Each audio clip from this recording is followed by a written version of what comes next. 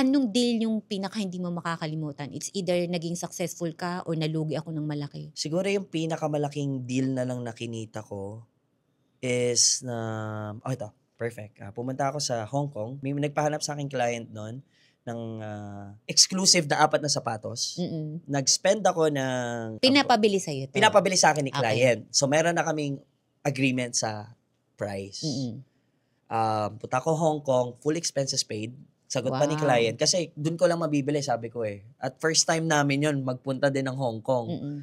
So, bayad na. Naghanap ako ng supplier. I bought the shoes for 1.8 million for 4 pairs. 1.8 Yes.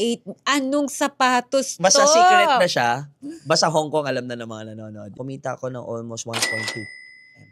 Bayad pa yung trip ko. 1.2 million all expense paid. Sino binayaran ko sa tong biyaya na tao na to?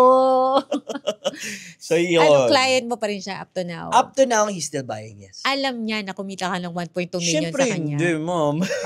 Okay. Pero ano yan, sobrang bait niya na I know if ever na mapanood niya to, very ano ko sa kanya. Very grateful ako kasi isa siya sa mga big clients ko talaga na nagbago ng buhay ko.